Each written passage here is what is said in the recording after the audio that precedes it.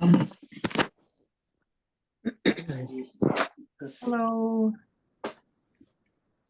Oh, I was just going to get you some.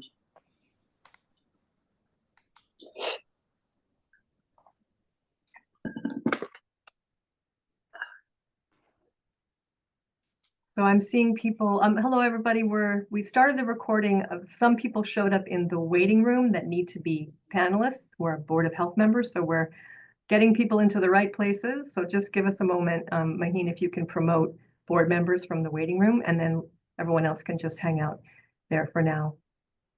And yeah, there's Risha. We have Jack. Okay. Okay, we have everybody. We're missing Betsy, but we knew she wouldn't attend.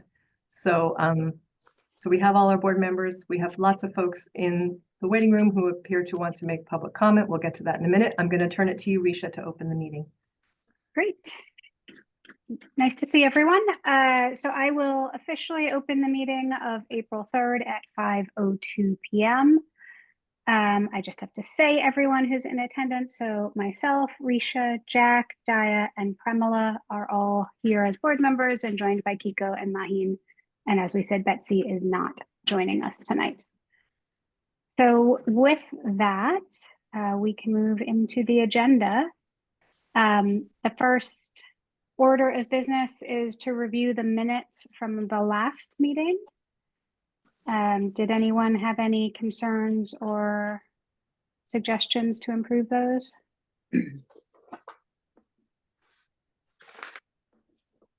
And if not, does someone want to move to approve March's minutes? I'll move. Jack? So moved. A second? Seconded. Daya, and all those in favor? Aye. I see everyone's hands, so that's everyone. Is Maheen, are you the one that does the minutes? They're very good. They're not, verbatim, which is great, but they're very well done. So Yeah. we're lucky to have you. Well, it is good to have Maheen, and I do want to give credit where credit is due. It's Nancy Schroeder who does the minutes. Oh, okay. She was at the meeting with us in person in March, and so she took notes and did the minutes. She also does a great job, working from the recorded meeting, as this one will be. And then Maheen does editing and puts it all together. So we have a good team. But thank you for that feedback. Kiko, did you want to talk about the agenda change? Yeah, so we do have a slight change to the agenda. We have a subject matter expert that we've invited to talk with the board about some questions that folks had regarding nicotine pouches, and she needs to leave as soon as possible. So we're going to take some time for public comment, and then we will move into the tobacco regulations portion of the old business and do the body art second. So that's the slight agenda change. So I think we can start then with public comment. We do have a fair number of people in the waiting room. If you want to make comment, please do raise your virtual hand. I see a couple of hands going up. Okay. And then I'm going to call on people in order of the hands that are going up. And we really do need to limit people to maximum of 3 minutes. I am going to cut you off at 3 minutes. So if you can be shorter than that, great. If not, 3 minutes is the max. So I'm going to go ahead and start with Ken, who has raised his hand first. Ken, I'm going to allow you to talk.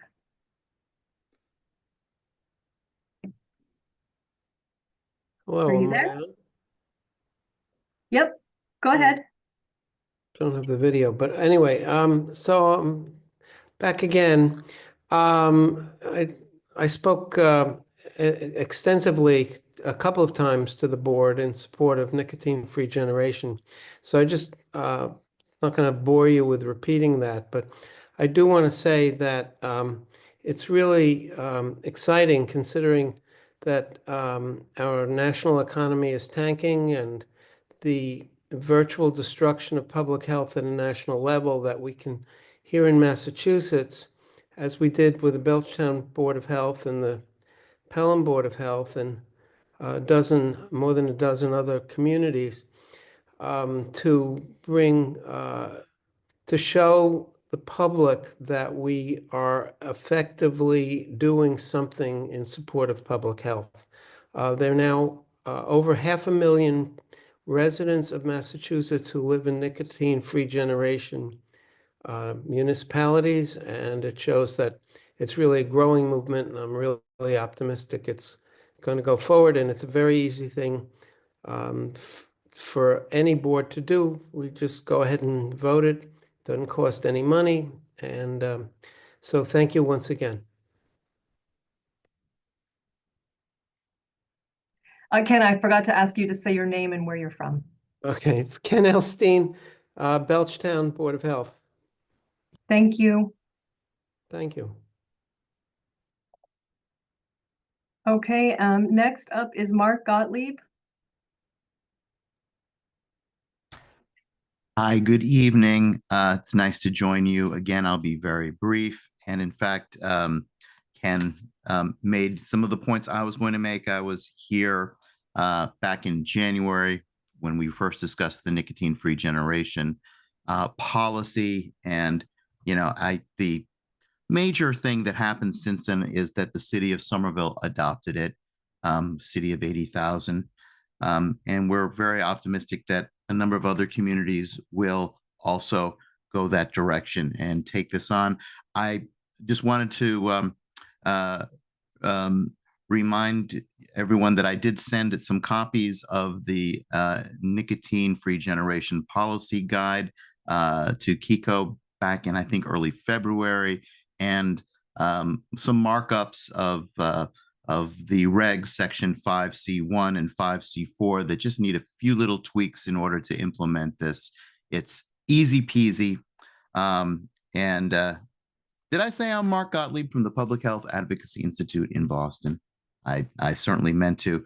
And yeah, with the absolute devastation in terms of our federal public health infrastructure, particularly around tobacco policy, with the elimination of all the staff from the CDC's Office on Smoking and Health and the FDA Center for Tobacco Products, local and state action are absolutely necessary to save lives and make for healthier communities, particularly when we have so many young people in a area that's rich with young college students as Amherst is. So I hope you will consider moving forward with this initiative.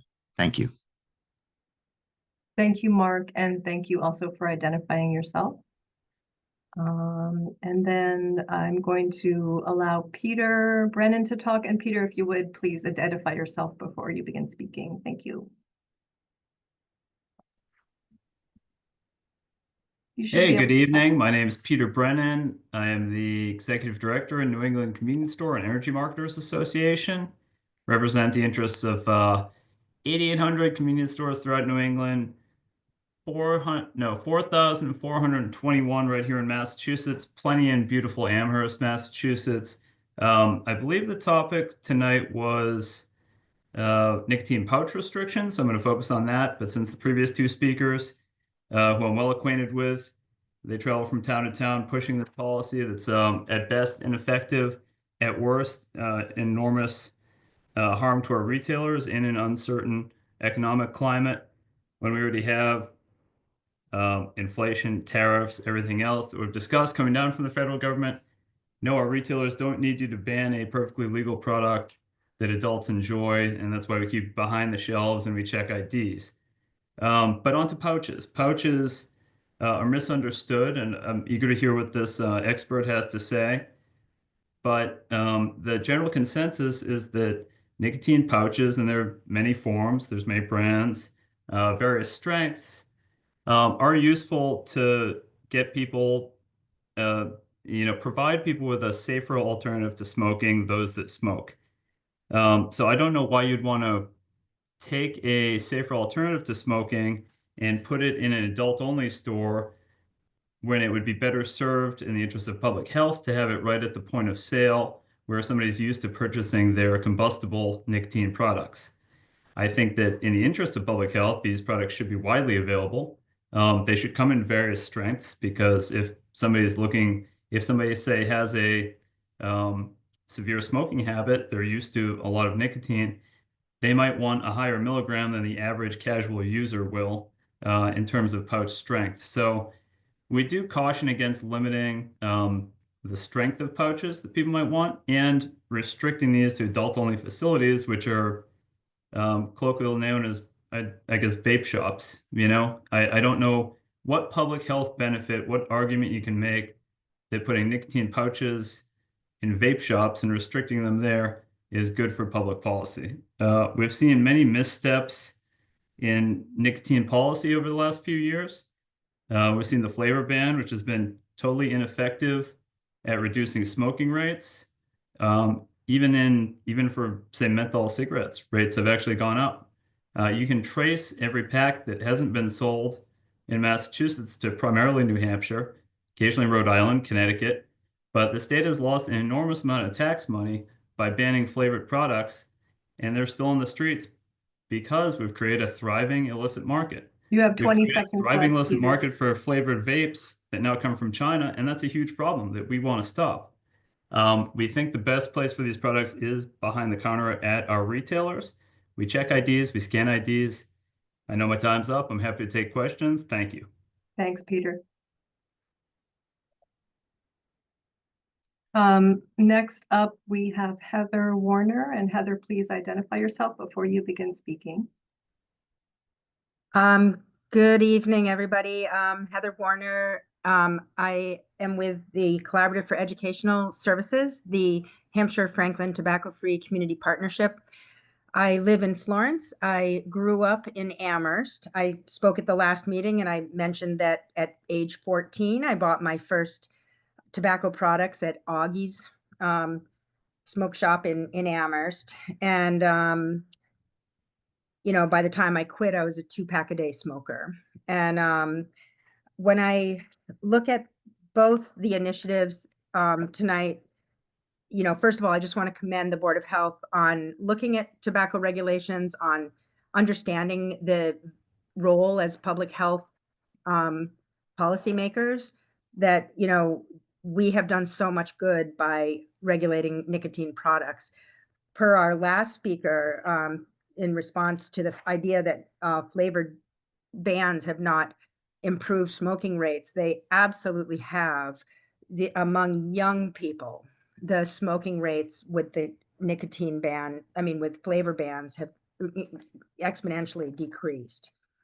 So I also just wanted to say I am in support of the nicotine-free generation. I feel that this is actually a way that reduces nicotine in a community alongside other initiatives like having a cap on the number of retailers and have that cap be declining like you have.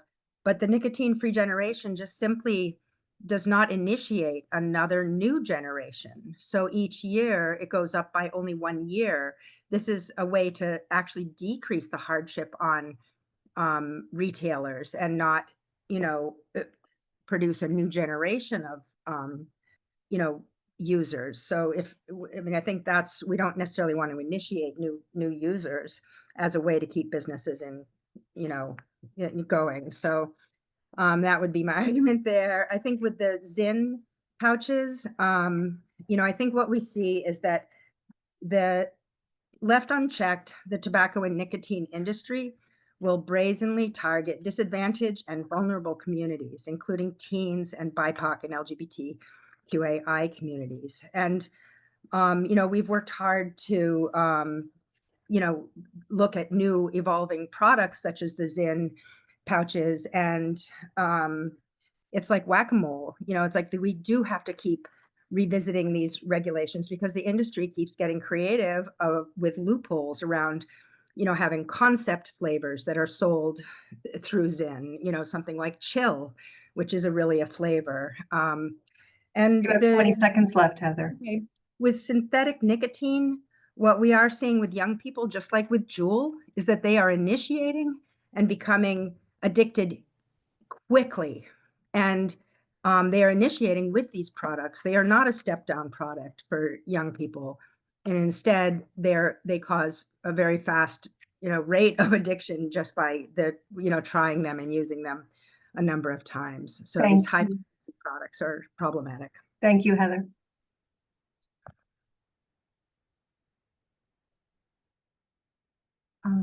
Okay, let's see. Next we have Maureen Busby. Again, please identify yourself and where you're from.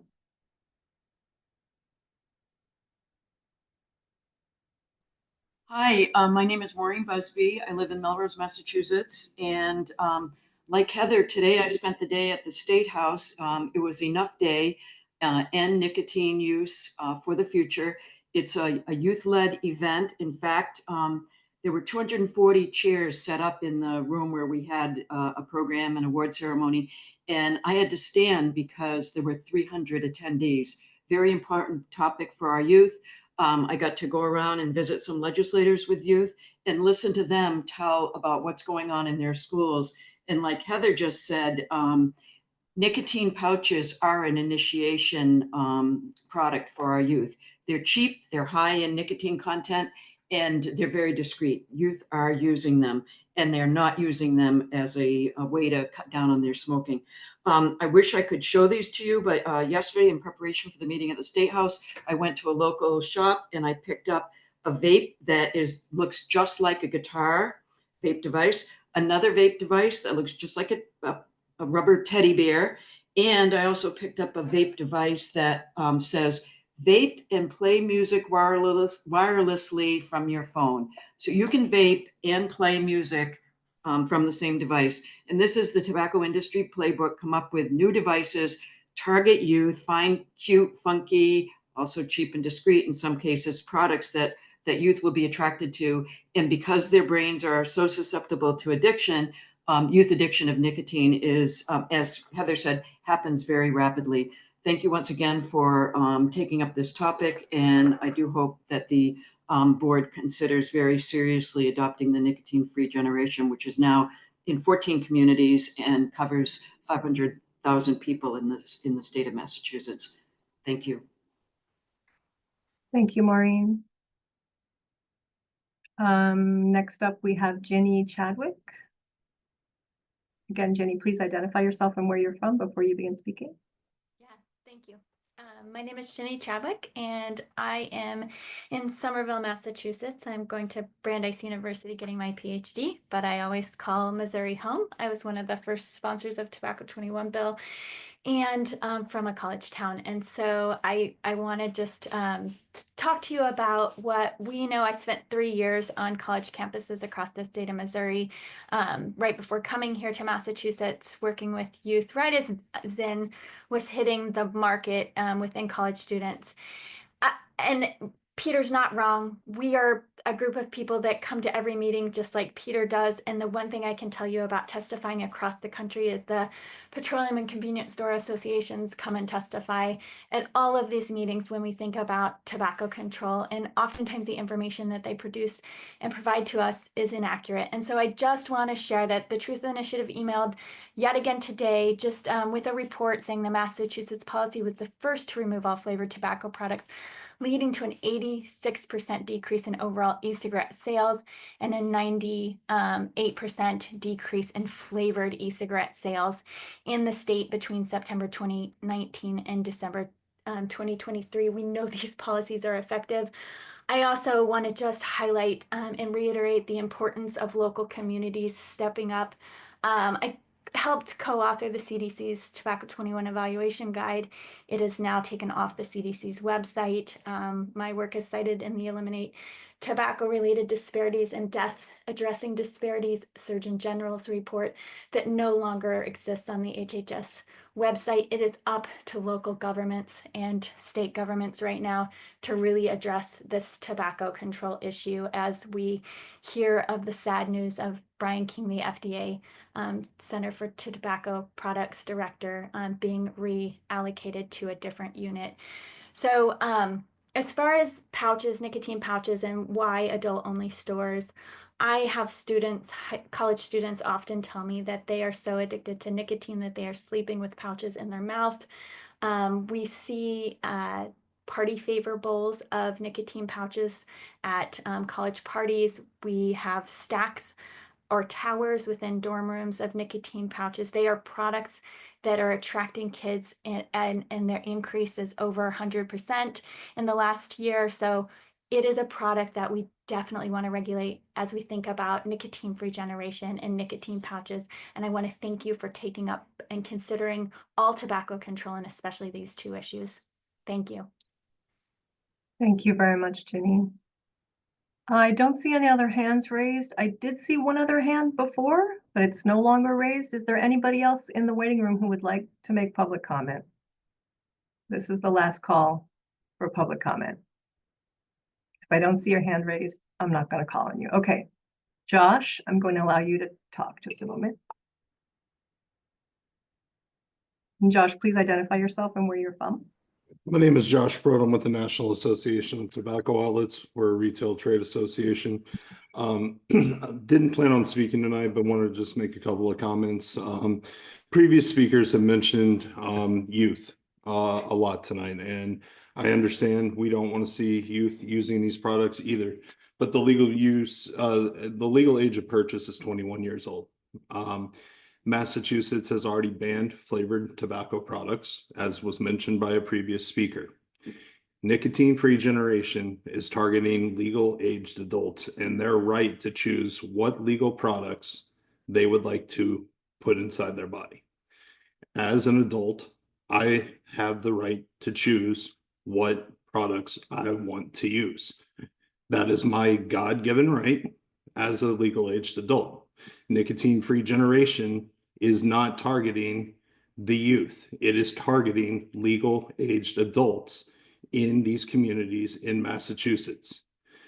I strongly urge you to consider that. The legal age of purchase is 21 years old already. They are not allowed, the youth are not allowed to use these products until they are 21 years old. Adding nicotine-free generation to your local regulations will not change the use rates. It will change the point of purchase. They will find the products either online or in a neighboring community that does not have NFG on the books. Thank you for your time. I really appreciate it. Thank you, Josh. And then we have one more speaker, Atif Tasneem. I'm going to allow you to talk. Go ahead and identify yourself and where you're from. Yes, my name is Atif Tasneem, and I'm owner of the Amherst Market in Amherst. And I see before me, the guy told me same thing, you know. And we have 50 states in America, and that's the only one state have a 21 age already, you know. And all other states have 18-year-old to buy tobacco or nicotine products. We already banned the flavored tobaccos too. It's hurt a lot of local businesses around here, you know. The kids still buying flavored tobacco, going to other states like Connecticut, New Hampshire, Vermont, and other states. And if we ban just in the Amherst like nicotine pouches, people cannot go to Hadley, people cannot go to South Hadley, people can go to other towns, they still cannot buy, you know. It's gonna affect his only local businesses, a lot of, you know.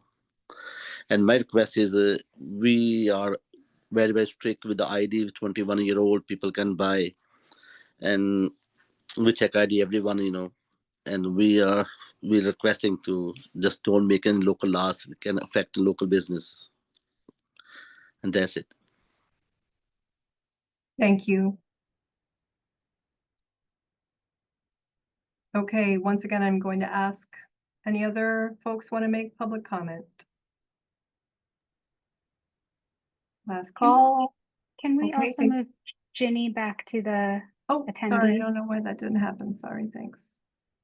Yep, okay, so public comment is now closed. I'm turning it back to you, Risha. Great, and thank you, everyone. I suspect everyone knows our how we operate, but we don't respond to public comments, but we really appreciate everyone's feedback. We are going to move into our discussion on tobacco regulations. Today's discussion, as some of you indicated, is focused on oral nicotine pouches.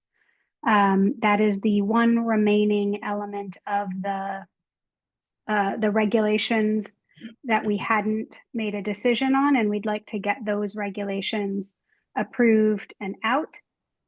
Tobacco-free generation is something that at our last meeting we agreed to hold a public discussion on, and we will do that in the future separate from these after these regulations go out. So I don't know, maybe I'm not sure how to, I'd like to hear from everyone. I'm wondering if maybe I should read Betsy's comment into the record that because she couldn't join us.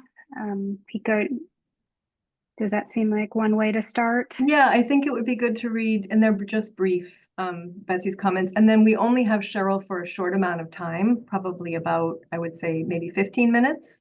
So I think if we can read Betsy's comments and then maybe have just a few minutes of discussion. I think there were some particular questions that we wanted to ask Cheryl while she's with us. Great, and thank you, Cheryl. So yeah, Betsy's, I'm just going to read from an email that Betsy sent on this topic. I'm convinced that oral pouches are a useful harm reduction tool in the treatment of cigarette and tobacco addiction. I'm also convinced that the pouches, as with e-cigarettes, are an attractive gateway delivery system for nicotine that poses a special risk to youth.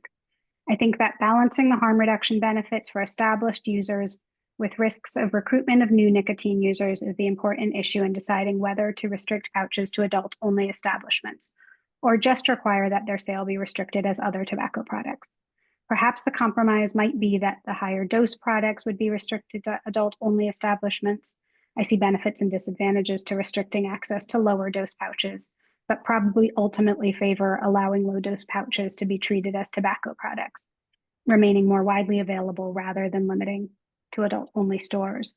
And I will just take one step back, which is the original draft of our regulations had oral nicotine pouches as regulated to adult-only stores.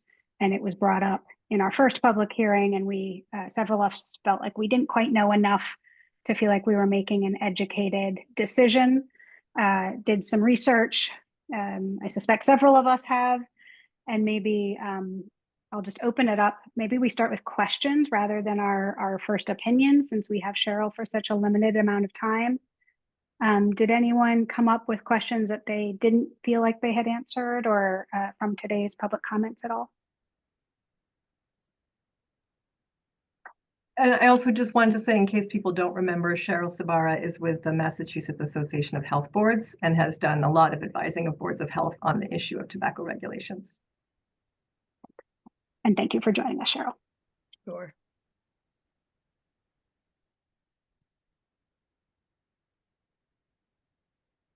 Well, this may be easier than I thought. Well, I mean, maybe I can just get the conversation started, because I think one question that has come up, I mean, I think we have three options before us, which is don't restrict nicotine pouches, restrict them only to adult stores, or restrict them to the low dosage, the 3 milligram and 6 milligram pouches. I think that's the question. Those are the three options. And so, Cheryl, I know maybe you can sort of weigh in on what you think other boards of health are doing, or particular on that issue of choosing the lower doses versus restricting to adult-only stores. Well, it's mixed. Somerville just restricted them to adult-only retail tobacco stores. Their theory was that Somerville also restricts electronic cigarettes, all electronic cigarettes, to adult-only retail tobacco stores. They can't be sold in convenience stores, and they used the rationale that that's what they do with vaping products, so that's what they feel they should do with nicotine pouches. They did not address the various strengths of the nicotine. If you do a little bit of research on the varying strengths, there are lots of varying strengths, and you can just do your own lit review, Googling, and find out what is considered a low strength, a medium strength, a high strength, an extra high strength, and then we have ones that are 28 milligrams, and then even some that are even more. And my understanding is that low strength is considered between 2 and 4 milligrams. And one website that I found, which is allpouch.com, quotes that this strength is good for beginners, particularly beneficial for those who are experimenting with nicotine for the first time. Medium strength is 6 to 8 milligrams. High strength is, they consider 10 to 14. Extra high is 16 to 20. And then the product that they are, that's advertised on this website is Bad Bull, which is 28 milligrams, and we have seen some that have been higher. So some municipalities are restricting them to adult only, others are restricting them to no more than 6 milligrams, because that's what the FDA, when they approved 2 Zyn products, they approved a 3 milligram and a 6 milligram product. But in that authorization, they did not approve them as a cessation device. And they stated that the authorization does not allow the company to make reduced risk claims about the products, but they did approve them. And I think since the FDA took that action, we've seen more interest in some cities and towns to restrict them to either 3 or 6. And I know anecdotally in some towns, the reason they chose those numbers before the FDA decided what it decided and authorized those 2 Zyn products, some of the retailers said those are the ones that they sell mainly, is the 6 milligram one. So yeah, those are the options. You know, do nothing, restrict them, or restrict the amount. I guess I have a question on, they're not flavored, because you can't sell flavored tobacco products, but if you go into stores, we have been told by health inspectors that when they do a taste test, some of these products that say they're not flavored, like Chill, are in fact flavored when they go in and do a test. But you're right, if they're explicitly labeled as a flavored product, they should not be sold in Massachusetts. Well, I guess my question is, you know, it does feel like the brands are trying to get around this, and they're calling them scents or, you know, some other thing that isn't a flavor, but it's still the same appeal from a marketing sense. And I'm wondering if you've seen any towns look at restricting that. I'm not sure what you mean, restricting the, you know, the fake flavors, because, you know, I'm looking at Zyn right now and it's cool blueberry. It's not cool blueberry flavor. It's just cool blueberry. That would indicate there would be a presumption in that case that that is a flavored product pursuant to the Department of Public Health regulations. But almost all of them have a something. Yeah. You know, I don't know any, I haven't seen any that are just like, here's your nicotine, flavored nicotine. It's mint or, you know, something. And so I guess what I'm trying to understand is there a way to regulate the concern with flavors, as I've understood it, in all nicotine or tobacco products, is that it makes it much more appealing for young people.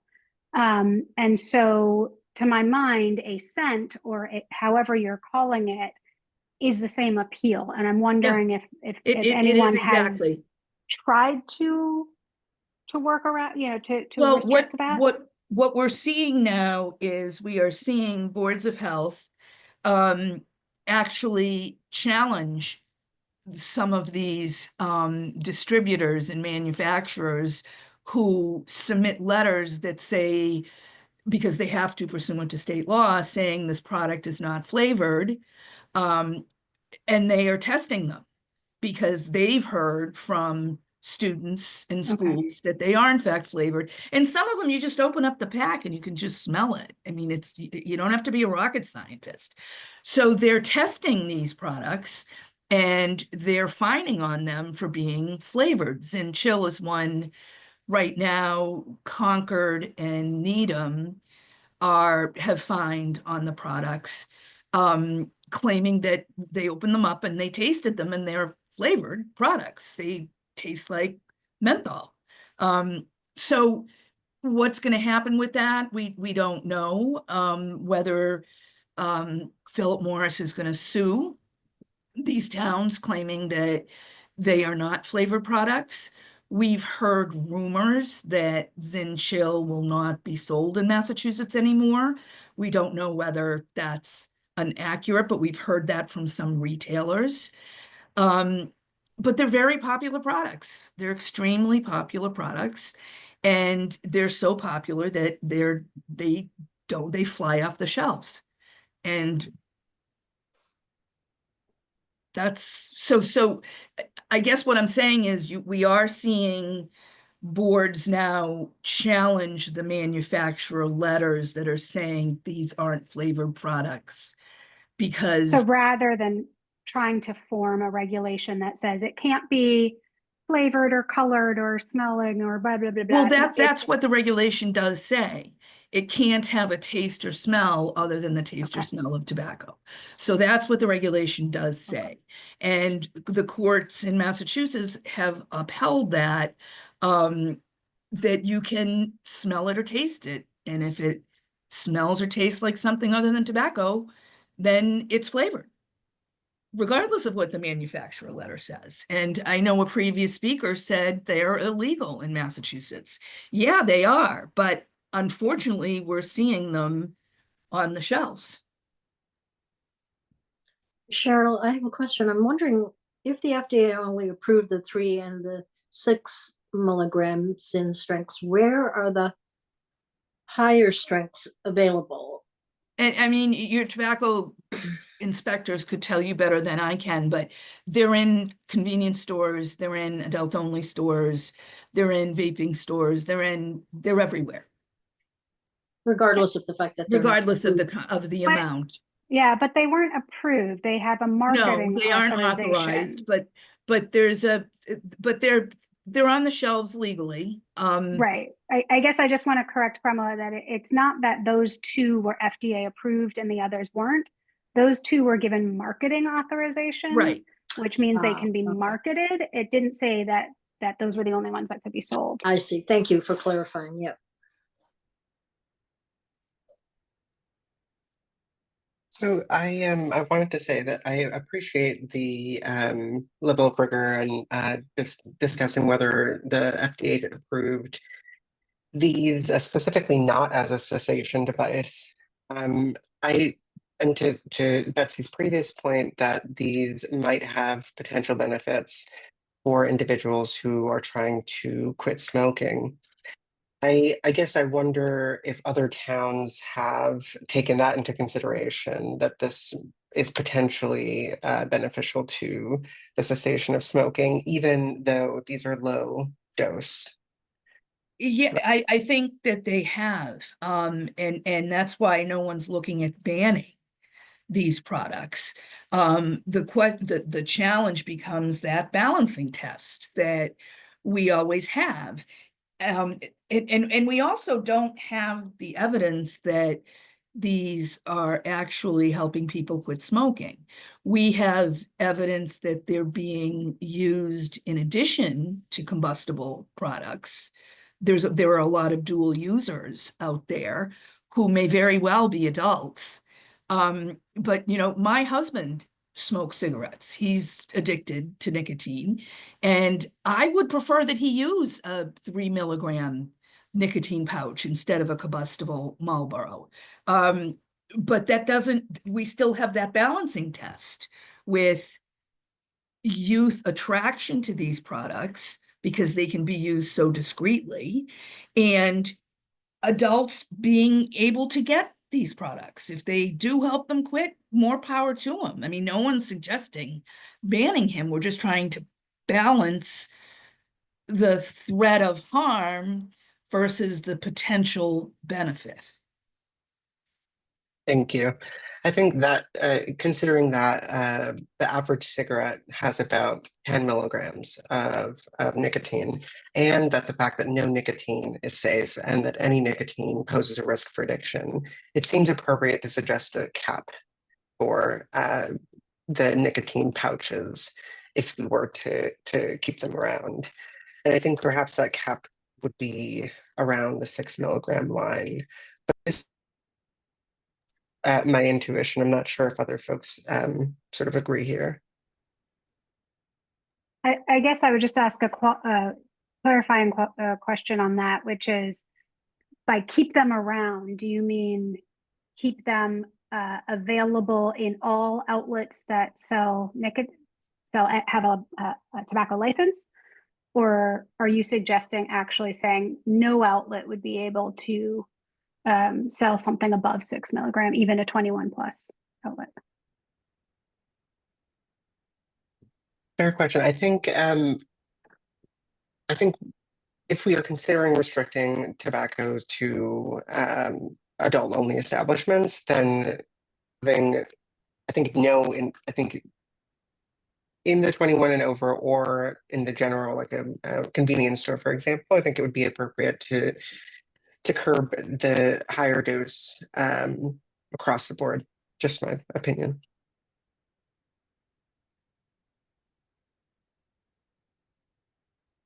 Does anyone have any further questions for Cheryl?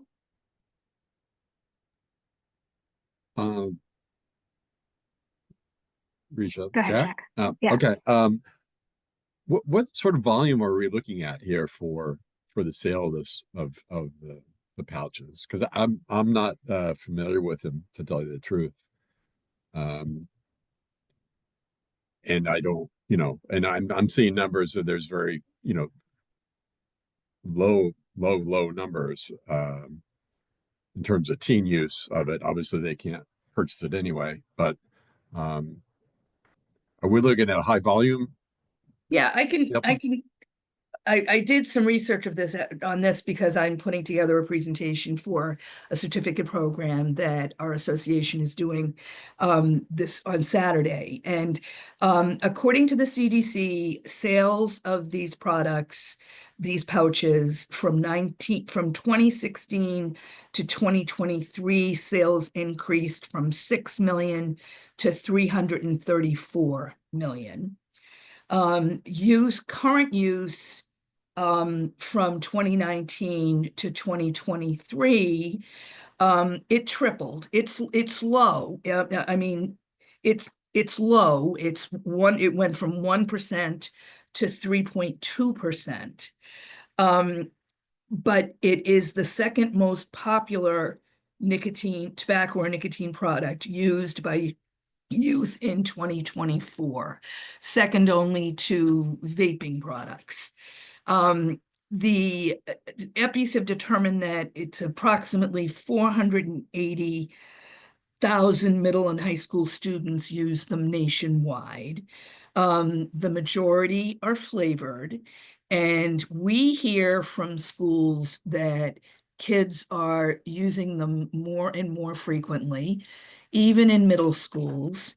And I was at the State House today, as was one of the previous speakers, and we heard high school kids talking to legislators and their staff about not being able to go into bathrooms without seeing the pouches being used and the vaping products being used.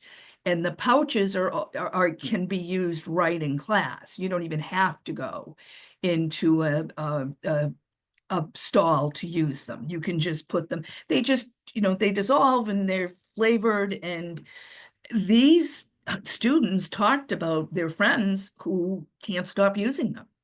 And I believe a previous speaker mentioned that some, college age people are going to sleep with them in their mouths. So, so the desire and the sales are going up. Philip Morris International, bought Swedish Match, which is the company that created Zyn Chill. And they bought the company, I believe it was in 2020, for, I think it was 16 billion that they bought it for.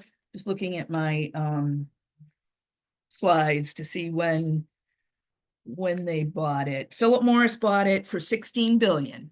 They bought Swedish Match in 2022. Their sales are at record highs. They, in 2024, the shipments of Zyn rose. They shipped 644 million cans, which was up by more than half from 2023. They can't keep up with the demand. They expanded their factory in Kentucky, and they're building a new factory in Colorado for $600 million. And they've pledged, PMI has pledged to make 2/3 of its income from products like Zyn by 2030. So whether they're, I mean, they claim that they're making these products for adults as a harm reduction tool, but what we're seeing is an increase in use by youth. So again, what we always have to do in public health is do that balancing test, the right to engage in business, the right to privacy versus the need to protect, especially to protect those people that are unable to protect themselves, which we frequently see as youth, as the elderly, those with special needs, those populations that have that are targeted, quite frankly, and that don't have the ability to protect themselves. Thank you. Appreciate that. Sure. I just want to say thank you, Cheryl. Yeah, thank you, Cheryl. I wanted to ask, I know in Belchertown, they restricted the sale of them to adult-only establishments, but there is no adult-only establishment in Belchertown, so they're effectively not available for sale in Belchertown. In Somerville, I imagine there's more than one adult-only, right? Absolutely. In Amherst, we have just one. So by restricting it, so I'm just wondering if there's anything problematic about essentially creating a monopoly by restricting it to just one store, restricting the sale of these to just one store. Yeah, I mean, I think that, I mean, that we run into this a lot, and we've got a case going on now in Barnstable County where, you know, there's one alleged smoking bar in the entire town of Barnstable, which is huge, made up of several different villages, and retailers complain. And, it puts that one retailer in a beneficial situation. Now, if the retailer is acting the way the retailer should be acting because of the regulation in the state law, no child should be able to enter there. But you also, I mean, I don't know if this would hurt adult users. I don't know where the stores, the geography of Amherst. I'm not as familiar with it as you are, obviously, but I don't know whether that's a venue that's easy. I don't know what the hours of the venue are. These are all part of that balancing test, which the board has the legal authority to exercise their judgment.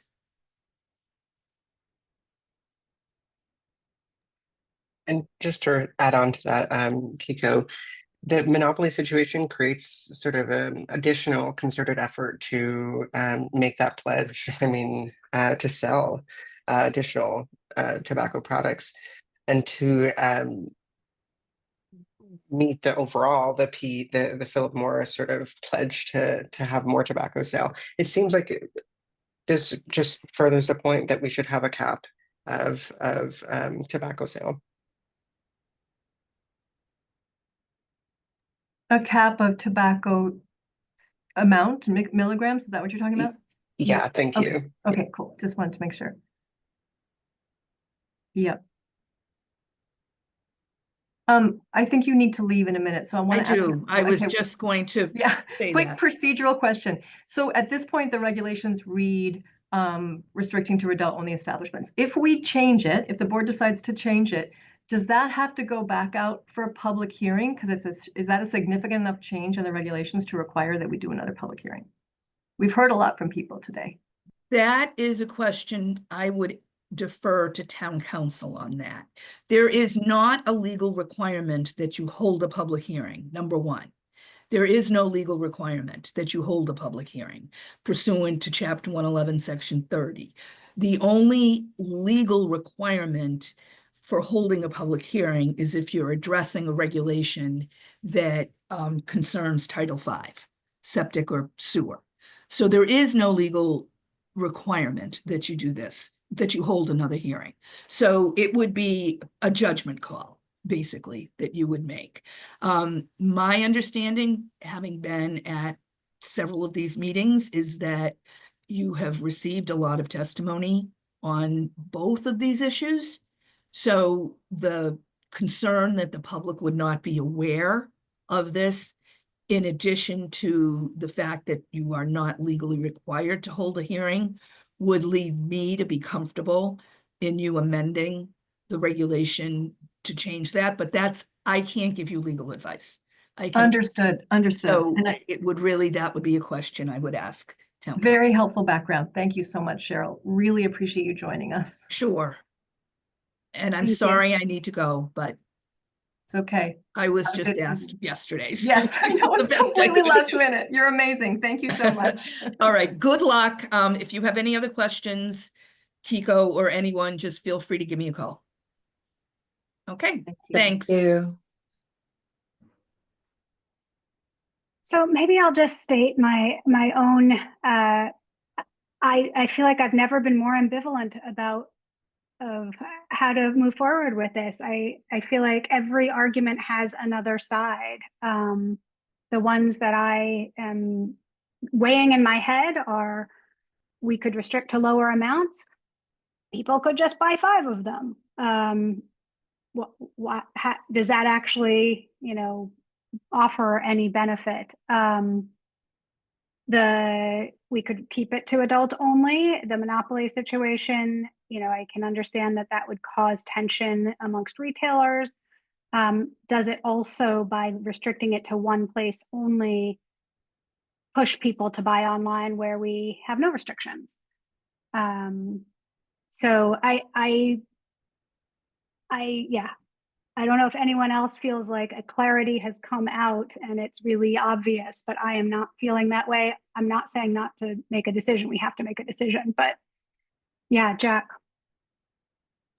So the adult only retail tobacco store and the normal unrestricted retail store, the only difference in these regulations is the pouches being available. No, there's several things that are restricted only to only the 21 plus. I don't off the top of my head know what they are. Kiko, or does anyone have that in their head? I was just scanning it. I couldn't pick it out readily.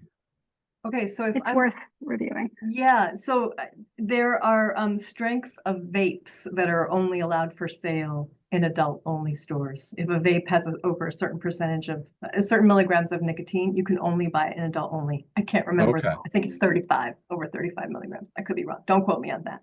That's a difference between tobacco products that can be sold in adult only versus convenience stores. Other than that, I don't know that there's anything that's different. Okay. Yeah, I didn't think there was too much. That's an interesting insight. Yeah. So I liked Betsy's input. Did we read that into the record? Yes. Okay. Yeah. So yeah, I really don't want to hurt business in Amherst. And it is available. And so I don't really think it needs to be treated, differently where it's only adult only. That's my feeling. And it is, subject to the tobacco-free generation rules, correct? It would be, yeah. Yeah. So, all right. Yeah. So that's where I lie on it. So I'd like to open it up to the retail stores. That's my feeling. Others? Just a point of clarification, Kiko, absolutely, it was over 35 milligrams per milliliter. Thank you, Daya, for checking that. And Jack, just to clarify, so did you have any viewpoint about the dosage amount, restricting to smaller dosages? Well, it sounds like that 35 for the vape that the pouches would have difficulty, but I guess in the spirit of that, I guess some cap would be appropriate. I don't know what that would be, but cigarette being 10. But I just think people will take more pouches to get around that if it's I'm not so hung up about it, I guess. Yeah, I was trying to figure out if there's a price difference. I'm trying to do a search, but I'm also trying to focus on the meeting. If Yeah. there's a price difference between the lower dosage pouches and the higher dosage. Yeah, I mean, ones. if I wanted 30 milligrams, I'd just stick as many pouches as I wanted, probably. And At a certain point, it might become logistically difficult. You'd have a whole I was mouthful just of going to say, pouches. yes. Yeah, but yeah. And presumably the larger pouches would be less cost per milligram, although that doesn't always happen, but presumably that would be the obvious pricing strategy. But I am sympathetic to the people that are suffering from addiction and making it harder for them to purchase this. Maybe rare that it actually serves in terms of addiction recovery, but I wouldn't want to make it more difficult for those people. Do you Totally know safe. how late the adult-only store is open? I can check. It's Lazy Lung we're talking about, right? Yeah. Okay. It closes at 8 this evening. Okay. So it's basically 11 to 8 are its hours, except Sunday 12 to 5.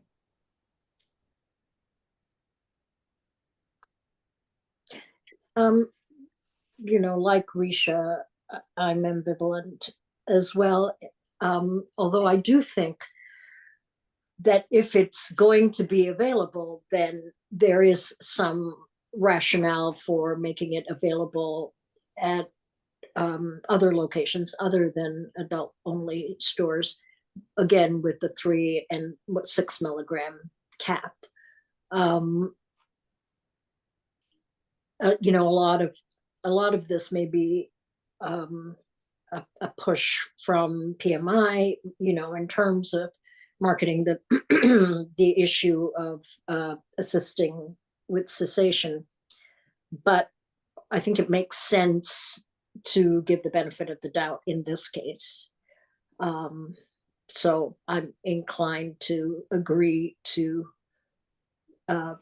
not restrict the sale, but do restrict the dose in the convenience stores and so on. And so allow any dose at adult only, but only certain doses outside of adult only. Have I understood correctly or what you're suggesting? Yeah, we can regulate the strength available in adult only stores. This just Our power is so immense. this just gets more complicated as we go along. I think, Daya, you had said that you felt for simplicity's sake, it would be best to keep only the 2 dosages available. It doesn't matter which store. Yeah. Is that right? That's right. And I think it's a good compromise between what's perceived as, really lowering any dosage anywhere or restricting access, and not and being mindful of businesses and the impact. Mm-hmm. Yeah, that makes sense to me. Okay, so we have a proposal, which is allow oral nicotine patches at, and I think I've heard up to 6 milligrams in all tobacco retail licensed outlets. Mm-hmm. And I guess I think I'm hearing the same for adult only, so that there wouldn't be a place in town that you could get the 12s or the 10s or whatever. That's right. I'm on board with that. Again, I think that these are really difficult, trade-offs that we're trying to balance. I think and I'm saying, I'm just one vote, but I would support that. I guess I would also like to maybe work with our inspectors and think about this flavor issue, because I do think they're being marketed as flavored, whether they're actually saying they're flavored or not. That is, the branding is such that they've got a wintergreen, mint, mango, whatever, on all of them. So that bothers me. But that, as I understand it from Cheryl, is something we do in enforcement, not in the regulations. Jack? Isn't that a state issue though? It's a state regulation, yeah, but we would enforce it, yeah. Yeah. Oh, okay. So that comes down to the local enforcement of the state regulation. Okay. And local discretion about whether a product is flavored or not. Because every product has to have a letter that says, this is not a flavored product and this is why, and blah, blah, blah, because flavored products are banned in Massachusetts. But so every product has a letter attached to it, but boards can test the product and say, you're saying it's not flavored, but it smells like mango to me. We're going to say you can't sell these. But then you're entering it. I mean, you're taking a step into a territory where people might get, I mean, she said maybe Philip Morris is going to sue folks. Who knows? It remains to be seen. But that is something that boards of health can do. Challenge whether something is unflavored as they're saying it is at the local level. Yeah. So if we want to put in that, somehow to give the code enforcement, or not the code enforcement, the inspector more teeth on the matter, then that's fine by me. And it has nothing to do with this regulation. It would be a thing we do just separately from that. Yeah. Okay. Well, I think we've got a proposal on the table, which is exciting. So I'll just restate it, which is to allow oral nicotine patches to be sold in any outlet that has a tobacco license up to 6 milligrams. I think pouches, but yes. What did patches. I say? You keep saying patches. I think that's my accent, because my head is saying pouches. Oh, okay.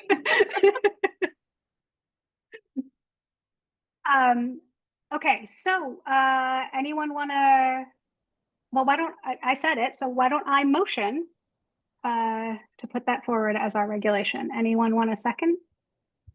I'll second. Okay, Pramila? Yes. Kaya? Yes. And I know I'm supposed to ask Jack and myself, but that's just silly. We already said yes. All right. Well, that's what we're putting in. And I don't think we need to go back to public hearing. Cheryl's comment aside around this was something that could have been commented on and has been, and we have now come to a conclusion on it. Great all right. Job. So we have to take a vote to put these regulations with that change out. Is that correct, Kiko? Or was that vote all we needed to do? I think that you voted on the piece that is up for debate. And so now we just add that to the regulations, and I think that's it. I don't think we have to re-vote on the actual regulations. Am I missing something? Just in case, let's just do it. Okay. And with that change, I put forward a vote to pass these regulations. Does anyone second? Okay, Pramila? Yes. Jack? Yes. All right, we did it. I thank you, everybody. I also just wanted to clarify for people who are in the waiting room that we're no longer taking public comment. I see someone has a raised hand, so we're not taking comment at this point, and we don't engage in dialogue with folks who are with the public at this stage. But thank you for being here. Yeah, and sorry, that always feels very weird because it does. It's nice to have dialogue, but that is just not how our meetings are set up.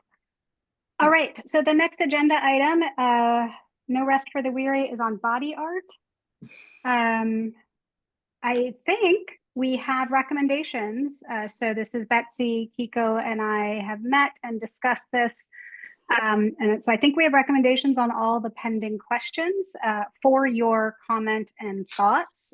We are certainly not saying this is the only or best way to do this. So let me just, I had them up and now they seem, okay, here they are.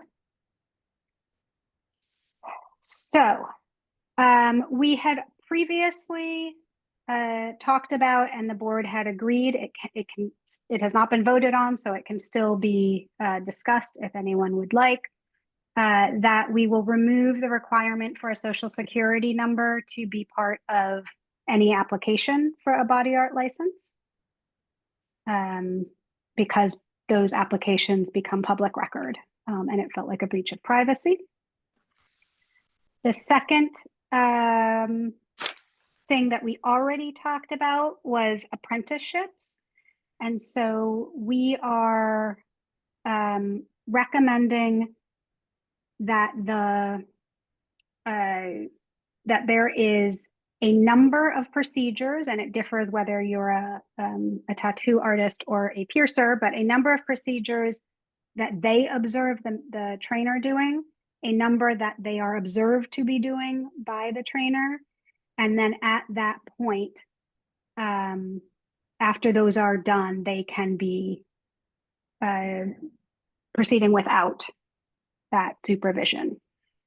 That we put in a sample, and it's an appendix on this document called Body Art Regulations, March 28th, 2025. Body Art Regulation Issues, March 28th. So we have put in a sample form that would show how many have been observed. It's a daily form, so how many have been observed, how many have been supervised. And we expect that you don't have to use that form, but it has to have the elements that that form has on it. And so when an inspector comes, that's what they would look at to see if these things are being met. The hours required for tattoo artists has been, and again, this is what we talked about last time, so I'm just trying to summarize, from 4,040 hours on the tattoo artist to 2,400, and piercers, oh, I didn't finish that thought. 1,200, I think it was 2020. Oh, yeah, it was 2020, and now we're recommending it be reduced to 1,200. And that is in line with Professional Piercer Association recommendations, and then the standards in several other localities. Ours were a bit of an outlier, and we couldn't really come up with the math that justified having different numbers. And that the licenses will specifically say apprentice on them. So those are, I put in track changes on the regulations that you can look at, but those are the meaty things. I realized when I was putting those into track changes that we are also getting rid of the probationary period. So there was sort of a 2-year apprenticeship plus a year of probation. And while we didn't explicitly discuss that, by reducing it to these, supervised, you watch me, and then you can go on your own, it got rid of the probationary period as well. So I just wanted to make sure that people understood that that was part of the change. I'm just going to keep going, and then we can talk about all of the things. Actually, I feel like that's sort of meaty. And so we talked about the apprenticeship last time. Any questions? As I said at this time, did it feel different? Did it feel like that's not what folks had agreed with last time?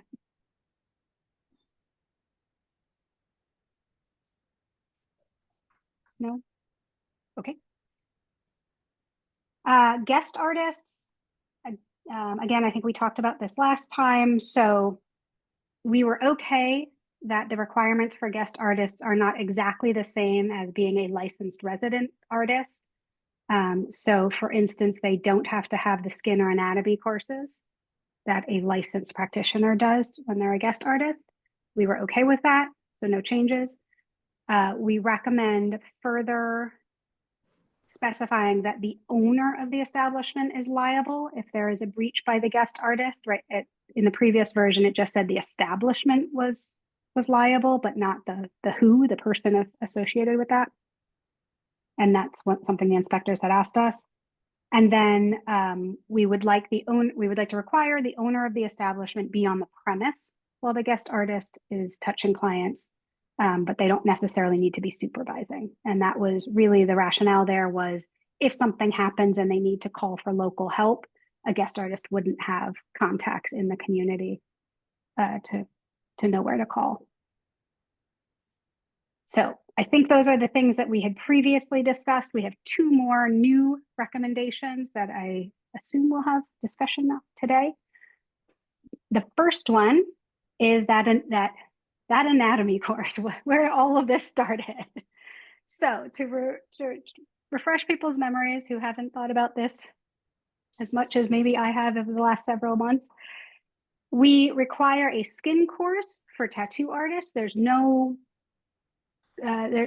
difficulty there. Skin courses are available. They are clear. No one's had a problem taking one. We require a anatomy course for piercers. And that one became a problem because it wasn't clear what sufficed, what would meet our criteria, and there were none immediately available. So we did our research, we found several. We have also come to understand that this one course, Save Each Life, is indeed accepted by many other municipalities. And so it may become difficult to say that doesn't work for us, because it means that if they were just okay in Northampton, then they come over here and suddenly that course is no longer accepted. We had looked into the curricula of Primal Instincts and Wisdom Learnings. That's the online UK version. The Primal Instinct is the in-person in New Hampshire one. And those 2 felt really valuable. They are very different, right? One's in person, several $100s.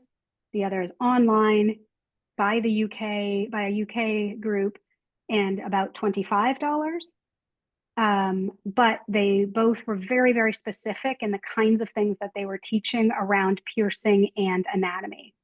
And so both of those felt good. And so what we are suggesting is that we list those 3, Primal Instinct, Save Each Life, and Wisdom Learning, as things that we have vetted and are approved, would accept.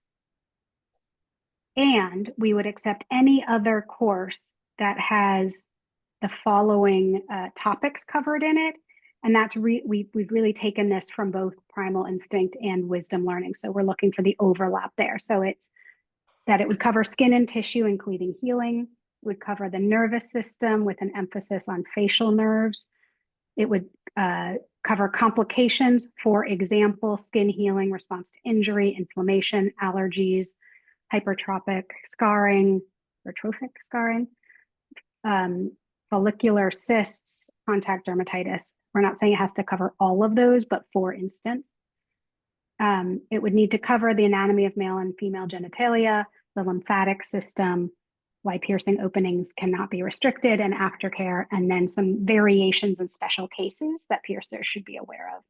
So if a course had that basic content, the inspectors would not have to come back to us and ask. They could use their judgment to say that was acceptable.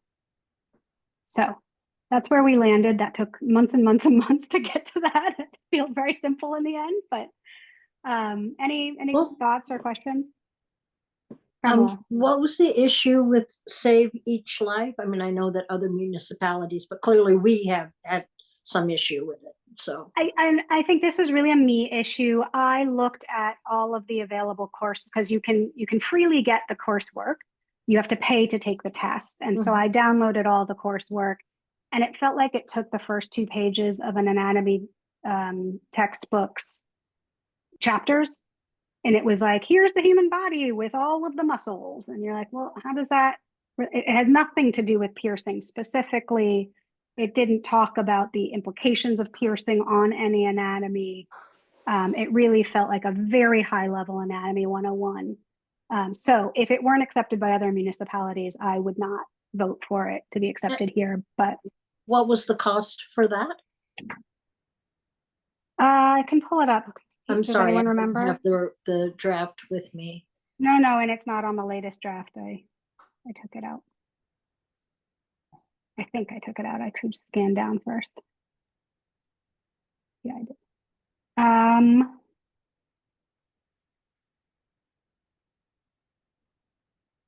think it's about $125 if I'm remembering correctly. Certainly less than the New Hampshire course. You're correct. It's $125. The New Hampshire one is $300. No, I'm sorry. The New Hampshire one is $600, and the UK one is $20. You know, I'm inclined to go with that me issue that you had, Risha. It's just, you know, yes, other municipalities have accepted it, but if you feel, as I do, that there needs to be solid education in anatomy and healing and all of the things you mentioned, I don't think it's unreasonable to have just two choices, as long as one of them is very affordable and is in fact costs less than Save Each Life. And I think the danger of going down the road of, well, as long as these are available, is that these could become not available at any point, right? So the Wisdom UK one, who knows why they have it and what the regulations in the UK are that require it. The New Hampshire one is because Massachusetts requires it, and the Save Each Life one is because Massachusetts requires it. So we don't know what, you know, we don't want to be in, I didn't want to put us in a situation where every year we had to look and see what was available and Fair put out enough, but my feeling is, you know, if we want them to have a certain amount of education, then that stands regardless. You know, I'm already conflicted about the fact that individual boards of health decide these things, because I really think it needs to be governed by the state. But in the absence of that, I strongly feel that a certain amount of knowledge is required to embark on this. And if it's available, what I'm trying to say is, if the Save Each Life course doesn't pass muster, then it doesn't pass muster. And, yeah, and you know, and if the UK course goes away, then we'll have to reconsider. But if the Save Each Life course just really is very elementary in what it teaches, then it sort of defeats the purpose, it seems to me. Go ahead, Daya. I have a question, but go ahead. okay, I just wanted to say, I think this was also, I don't want to speak for Betsy, but I think this was also Betsy's concern that the Save Each Life was sort of a tattoo centric curriculum that was sort of vaguely manipulated for the piercers as well. I think it's especially, I appreciate that there is a clear list, and I think it sort of sets a standard across. I think this is the first time a town has sort of specifically laid out the topics that would be acceptable in lieu of these courses, so that to address your point, oh, hello, Kat. To address your point, that this would be not specific to these courses, but more of a general understanding of the anatomy that's required to study. And Kiko, I'm going to let you go. I just want to clarify. I believe that was me that thought that it, not Betsy. So I don't want to add Betsy's concurrence without her actually saying that. Thank you. Yeah. So my question is whether the Save Each Life course has those 6 components that you're proposing go in the regulations. Does it meet those requirements, or are we not able to tell that from looking at it online? I could give it, that's such an obvious question. I can give it another look. I also wonder if this isn't something, at some point, maybe we should just take the test. I had asked for a copy of the test and they wouldn't give it to me. So I would need to pay for it to take it. But there is also the question of if the actual questions are applied piercing questions related to anatomy, that's, you know, that's different than if it was just like, name 5 muscles. You know? I have no idea what that test is at the end. That's, I mean, that's I've an only excellent looked point at the reading. Yeah, and maybe there was a cost associated with taking the test, right? You have to pay the $125 to do the course, right?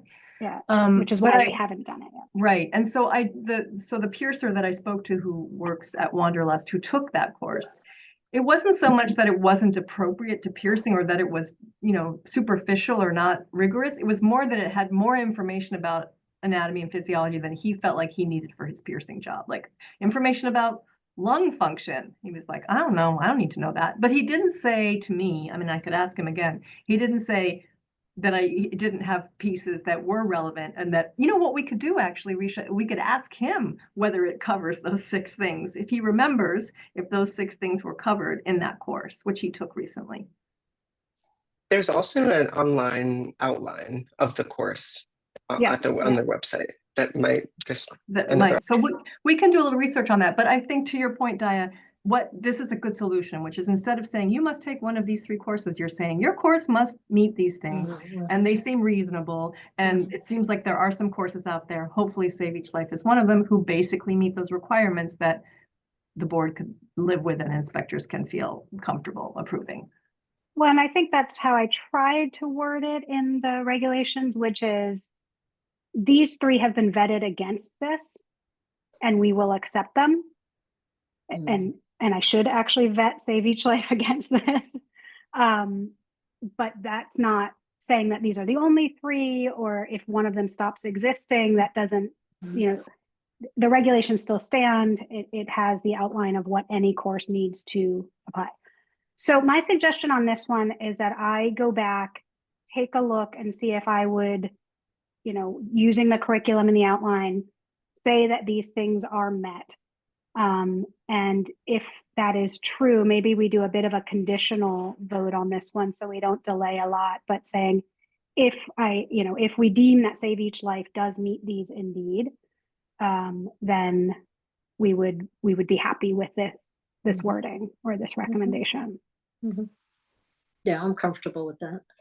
Okay. And then the last section that we have a recommendation on is around genital piercing. Yeah, I'm really interested for someone else to take up some of these regulations and dive into things that they know nothing about, because it's a fascinating world. So the issues were that we had 2 sections, one that talked about not allowing any genital mutilation, and the other that talked about a bunch of very specific, not necessarily anatomically correct restrictions. And so the inspectors came back and said, what is allowed? Is everything not allowed? It's not clear, and these things are not the right words for not anatomically correct, but also like not clear, like it's a bunch of deep piercings. That doesn't have an actual meaning in the trade, as it were. So what we are recommending is that we take away the whole section that says you can't do A, B, C, D, E, like the very specific. So it used to say you couldn't do any neck piercings, you couldn't do any uvula piercings, you couldn't do any triangle piercings of the genitals. And so we're gonna say our recommendation is to get rid of all of those. Genital piercing, and as a bit of background, so these regulations date back at least to pre-2010. None of this is in the state model regs.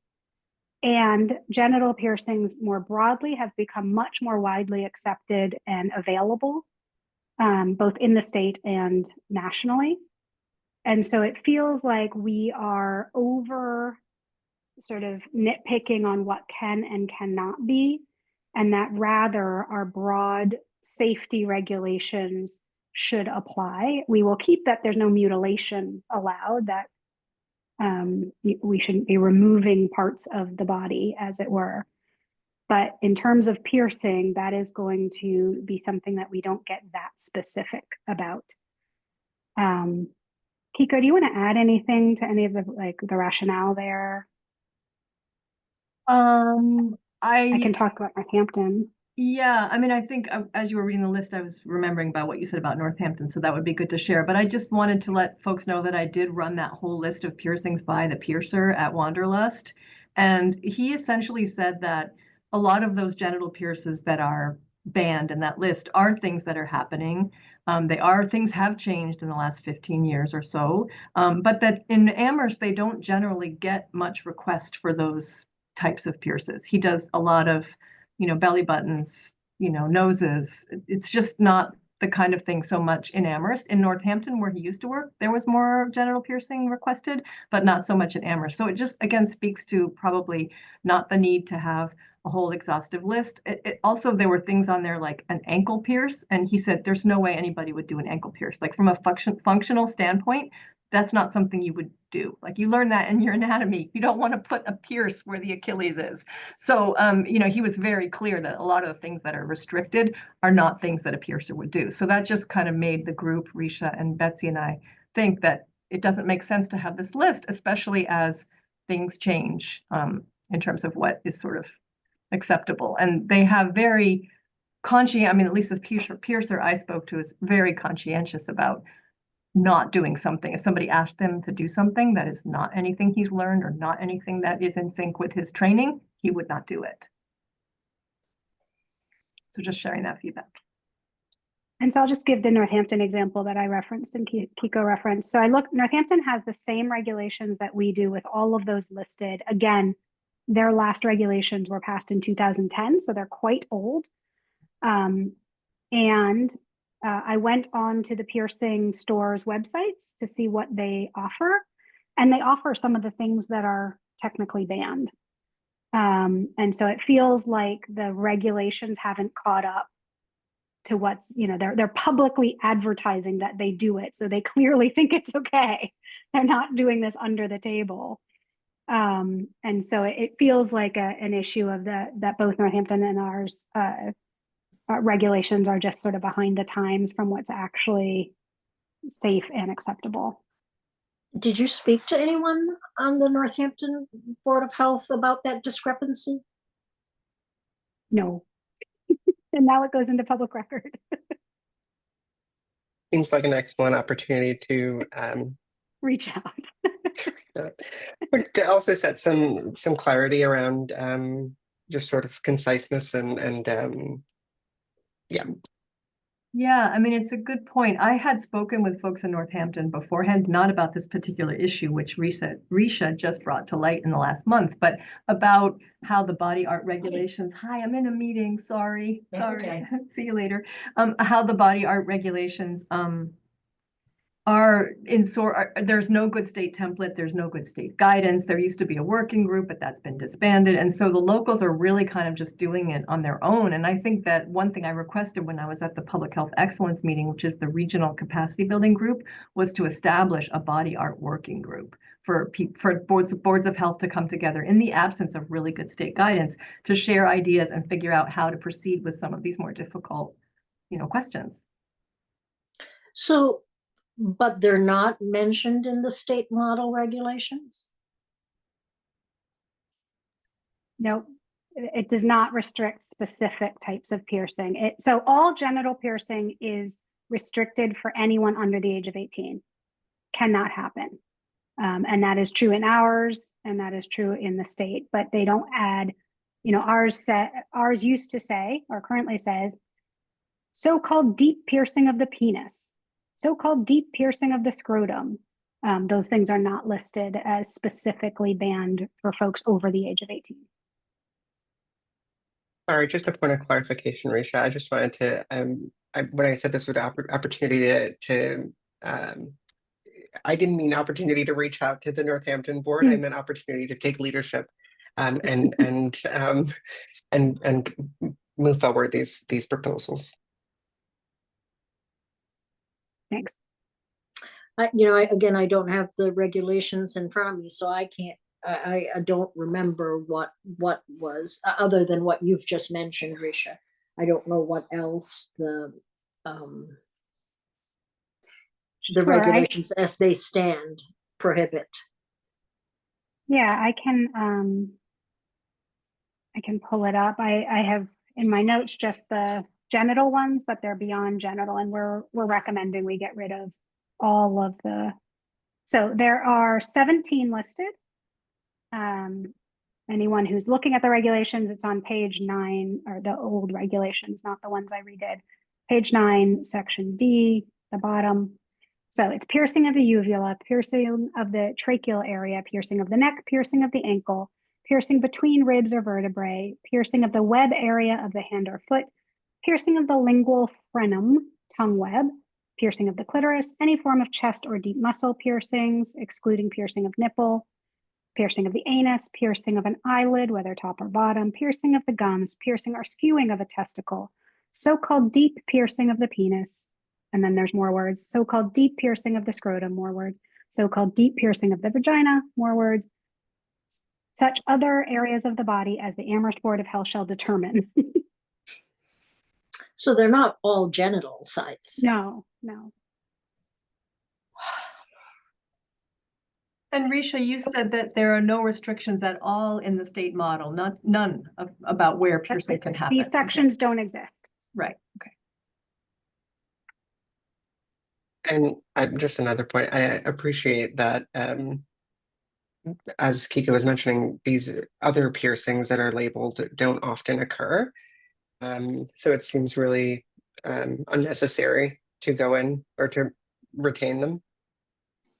I mean, I think Betsy said the same thing that I forget if Pramila or Kiko said it earlier, which is the anatomy courses become more important. And so we really are saying you need to know what's safe and what could go wrong if you're piercing different parts of the body. And we're going to assume that our regulations are putting you in a place that you will know that between the anatomy course and the mentorship and apprenticeship, which is where most things are learned. If I could ask, when were the state model regs So they are released? more recent, certainly. And I should say, so Hadley, we spoke to Hadley, they have the state model regs, so they have no restrictions. Everything I have seen that's been passed in the past 5 years has no restrictions. And that the state is not regulating body piercing, but came up with these model regulations to assist municipalities in terms of regulating. That is my understanding, yes. Yeah. I don't have a date that I can see on these state model regs, so I would have to go online and look, but my understanding is they are the last few years. Yeah.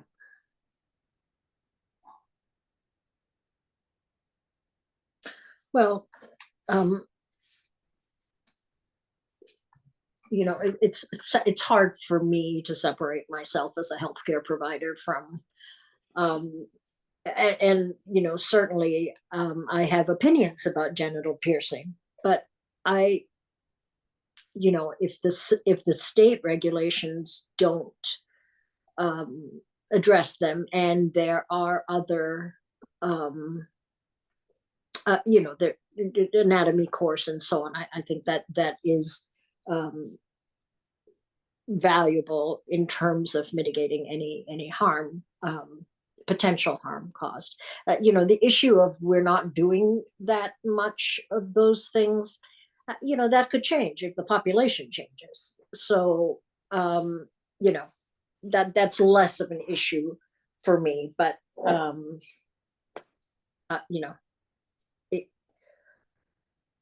even though I feel strongly about this, I think I can live with with removing them, given that the state regs don't deem it important enough to address. Yeah, I'm with you, Pramila, on the, I don't think we should write regulations because we have a very good piercer in town who's acting ethically and is not, you know, going out there and really trying to get more clients in for these kinds of piercings. We don't know what happens, and these are experiences. These will last, you know, 10 years without getting another review. So we want to be open, but Yep. I also agree. Dia, you went off mic. I don't know if you were going to add something. Just to say, I appreciate your point, Pramila, and also appreciate that the guardrails are in place in terms of safety. Mhm. Jack, do you want to add anything?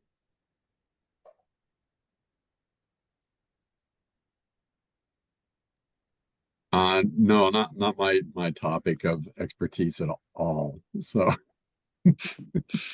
I'm sorry. You I can just have be nothing to thankful you offer. didn't have to go down the rabbit hole I did of learning all about the genital piercing. I shouldn't be laughing. I'm sorry. No, I don't have anything to add.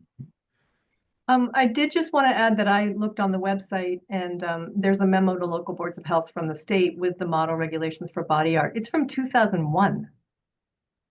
So I don't think that there's something more. I mean, the regulations themselves don't have a date on it, but there's a memo Wow. and then the regulations are underneath it.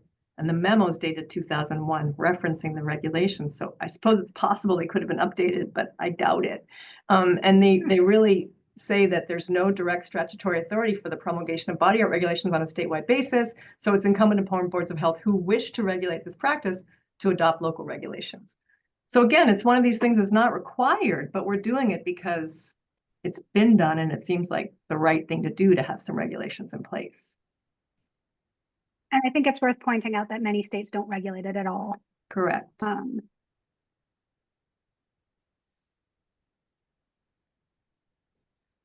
Okay, well, those are the suggestions that our little group made. I would love to be in a situation where we take a vote. I don't know if people felt like they had enough time to read through those changes I made to the regulations. I think the one outstanding piece that I feel like we could take a vote pending this is whether we recommend Save Each Life or not as a pre-approved, but we can always add, approved courses at any point. And can I just clarify on that? I think the approved courses are not in the regulations. Okay. They're not listed, right? I would don't like them. I think I put them in an annex. Is that how I did it? I think you did put them in an annex. Yeah, I think it's actually better. I mean, here's how they do it in Northampton is that they have the regulations, and I think our regulations as are proposed, yours are, more stringent in terms of specifying what content the board hopes to see in anatomy class. Northampton doesn't have that, but they have sort of a procedural document that the inspectors use that has the list of approved courses, that has the forms and all those things that you would require to show that people are following through on their apprenticeship. And it's not part of the regulations per se. It's more of the practical application of those regulations. It seems a little bit cleaner to me to have an operations side versus a regulatory side, but I don't know what you all think. The reason I'm hesitating on that is that I hate to put someone who's looking to take a job here as a piercer or a body artist in a position where it just says, you need an anatomy course. And like the guy did who came in was like, well, Save Each Life counts. And so I feel like if it's out there in the public document, because the inspector's documents aren't public, someone has to call them and ask. But if it's out there in that document that says these will for sure count, that makes me feel like we haven't set someone up to take a course that then doesn't count. It's a good point, and I understand where you're coming from. The other option would be to put something in the regulations that says, aspiring practitioners must reach out to inspectors to confirm that their piercing anatomy course meets specifications before enrolling in it, something like that. It's up to you all. It's just another option. Or presumably a vow that we would keep a list on our website that would have the courses that we've looked at in a separate document. That's a good idea. Yeah. It's more that to me that I would really like it to be public facing and, they know what counts. It's a good point. Yeah. So in terms of taking a vote, you're saying that it will be a conditional based on this last piece that you want to figure out with respect to. Well, I mean, I'm happy with that compromise at the end, which is to say, please check the town website for a list of pre-approved courses. And then say whether Save Each Life is on that or not, we can figure out. Decide. But do people feel like they've had a chance to read the edits and the revisions to this policy and are, you know, capable of making a vote, or do you guys need more time? I feel like I'm good with voting. Okay. yeah, I'm good with voting for all of the changes. Okay, so I will put it forward since I have to get the wording right. So we are proposing to finalize our, I should get the name right, body art regulations with the current changes, with the one exception that we will change. It will not be an appendix of the approved courses, but rather on a public health website, and tell people to look for approved courses there. And so, yes, that is I am putting that forward. And if someone would like to second. Second. Dia seconds. Jack? Approve? Premila? Yes. Okay, I approve. Dia approves. Okay, that's really exciting. Kiko, you will let us know if we have to do a public hearing on this. It sounds like maybe from Cheryl we don't, but you'll get back to us on what happens next with those. I mean, I know Cheryl was very clear that I should check with town council, and I will do so. And at the same time, I want to say that, again, we've gotten feedback from the constituents, extensive feedback from the constituents in town about this. So I feel like that's the purpose of a public hearing, and that we've achieved that through our efforts. So anyway, but yes, I will let you all know. Do you know if the inspectors had a chance to look at these? Not since we made the most recent revisions, no, but I definitely will pass it on to them. Okay, so maybe before we sort of put it into the files, make sure there's not something that they catch yet. For sure, yep. Before it's signed, sealed, and delivered, yep. Okay. So that is the old business. There is no new business. Nothing listed anyway. So we're on to director's update. Yes. Okay. So briefly, COVID levels have remained low. Flu is finally tapering off. I think we're emerging from the winter respiratory season, although if my husband is any indication, people are still getting sick. He's sick today. So it's still around, but it's better. We are offering COVID and flu vaccine drop-in hours in April. So Wednesdays, every Wednesday in the month of April from 11 to 1, public health nurse has her door open for people to drop in. If folks haven't had a flu shot, it's still not too late. COVID shot, especially for people over 65, even if they had a shot in November, they can be eligible for a second booster, a spring booster, if it's been 6 months since their last shot, or people who are immunocompromised can also get a second COVID booster 2 months after an initial one. So we're offering this last sort of hurrah for vaccine on this sort of drop-in basis for the month of April. And then starting in May, public health is going to be offering public health nursing drop-in hours on every Wednesday of the month from 1 to 3. Olivia, again, will have her door open for people to drop in for blood pressure checks, just to chat with the public health nurse about health concerns they might have, get health promotion materials and referrals. So we're really wanting to, as I've said so many times to this group, really wanting to engage with the community, have an open door policy, let people know that we're here to help and here to provide information and connections that folks might need to be healthy. Excited that we will hopefully have an Amherst College intern this summer. Have offered the position to someone who's accepted. She's applying for a scholarship, which is critical because we don't have funds for this job. And I strongly believe that interns should be paid. So it's a partnership between us and Amherst College.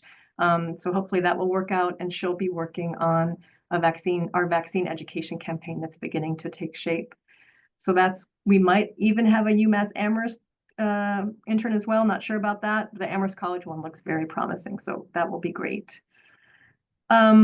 Just briefly, there was an article in the Gazette about this last week, and I might have mentioned it to this group before, I'm not sure, that we do have these opioid settlement funds that we're beginning to spend.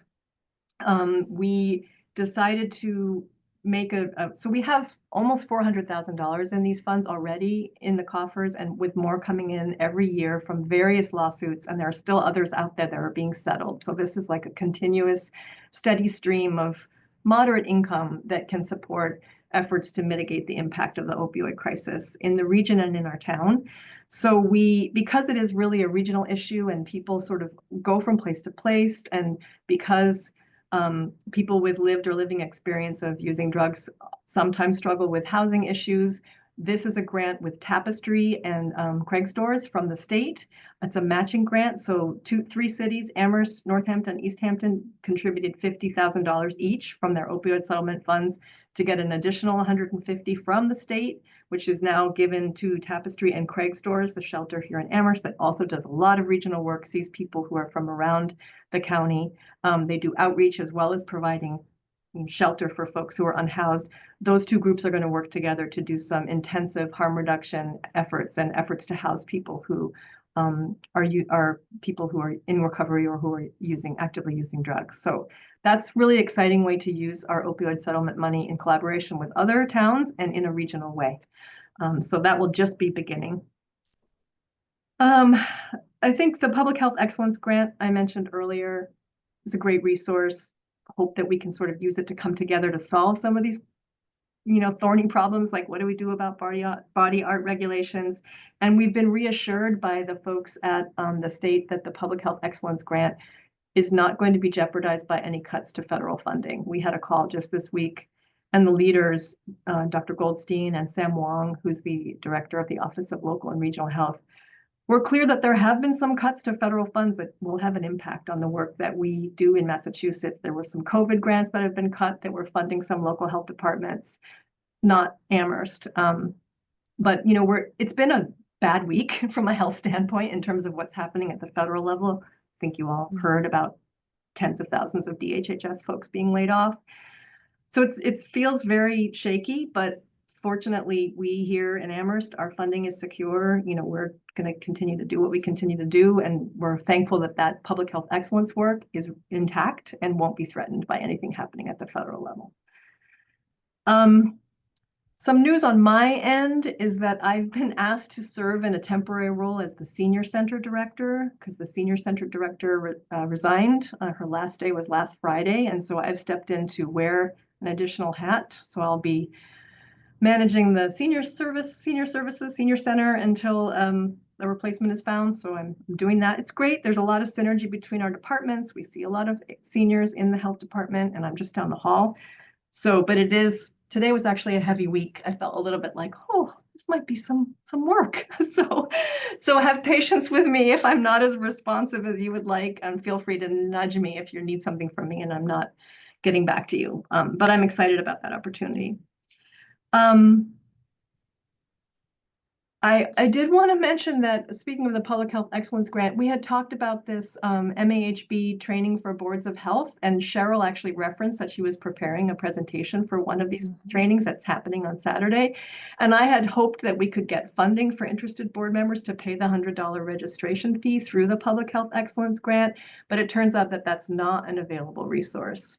So last time we talked about this, a few people were interested. The Northampton training's on the 26th of April, and then there's one in Marlborough on May 10th. I think if folks are interested, I'm going to look at my budget. I mean, if you can pay for it yourself, fabulous. If not, I'm going to look at our budget and see if we might be able to, sponsor maybe 2 board members to go. I'd like to go. I mean, Cheryl's a great presenter. I think she has so much expertise in so many things, and there are many topics on the agenda that are of interest, I think, to all of us. So I just wanted to ask what folks thought about that. Are people interested in going, and should I see if we can find funding? How important is that for people? I already registered. Oh, you did? Okay. Yeah. And, from what I understand, they're going to send the bill for registration to you, which. Is that what it said in the registration? Was that clearly worded? Yeah. Yeah. Interesting. Okay. Okay. That's good. I'm very excited that you registered. I think we can manage it. I don't know if any of the others of you would want to go. You don't have to tell me now, but I'm unfortunately out of town, so you're I out of won't be town. able to. Okay.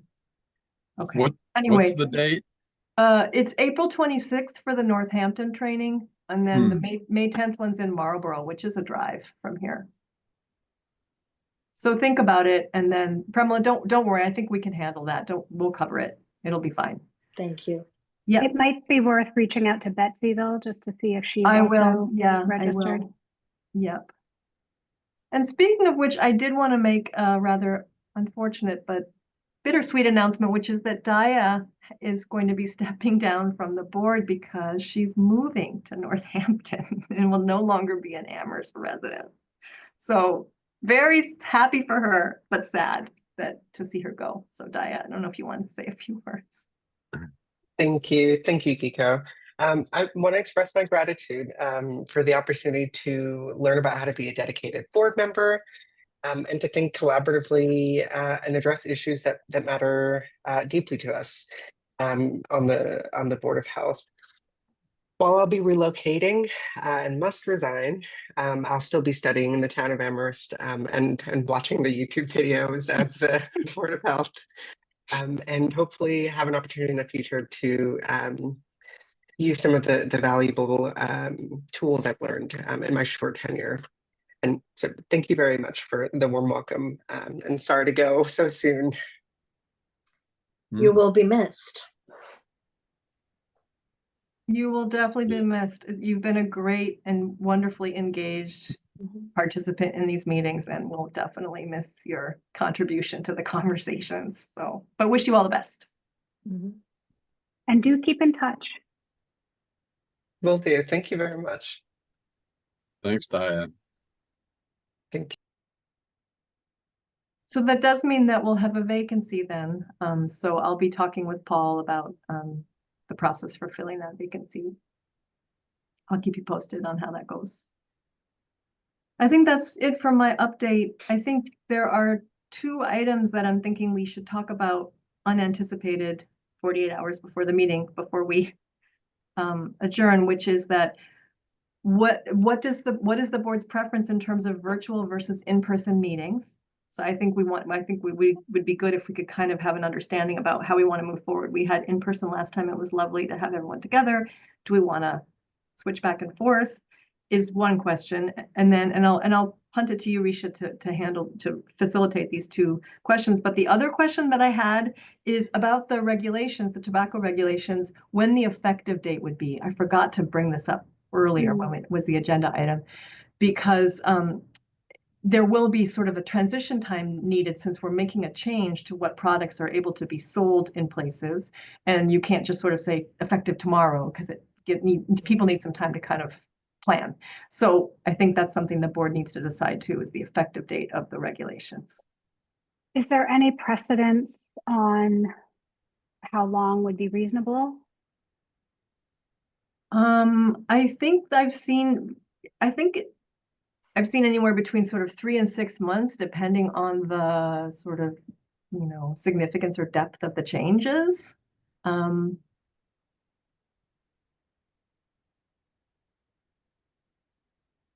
So 3 months would be somewhere in July.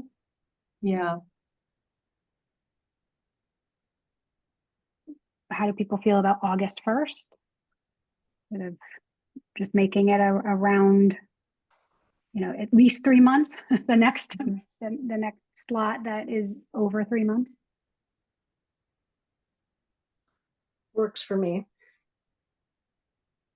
Yeah, I defer to whatever Kiko thinks. I mean, the biggest change is probably the pouches. Yeah.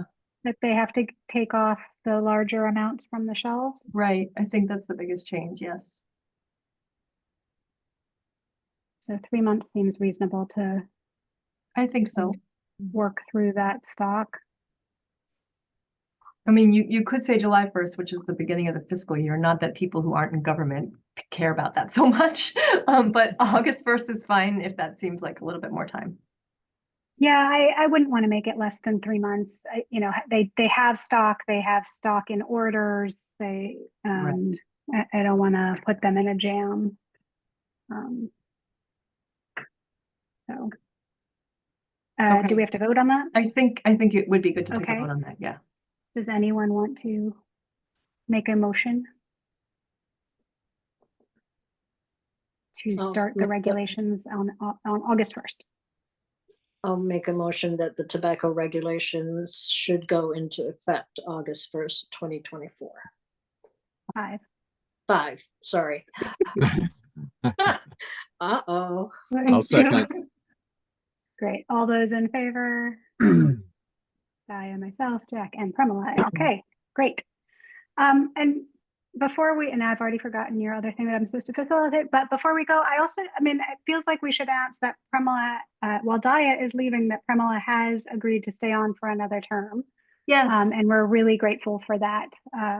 Thank you, Premila. We're really excited to have you for the next year. Thank you, Risha. Sorry, Premila, I neglected to mention that, No, but yes, no. we're so grateful to have you No continue. worries. So grateful. Thank you.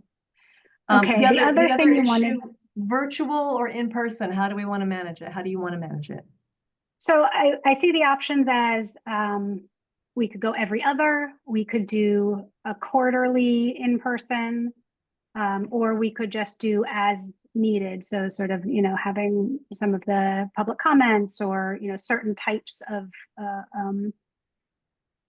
meetings. Does anyone have I know it's much easier for all of us to stay in our homes and be able to join that way, but there is absolute value both in terms of meeting each other and building that trust and relationship, and also, you know, the contrast in who shows up. We get more local people showing up and commenting when we do it in person versus the folks from out of town that come when it's virtual. I think quarterly seems reasonable.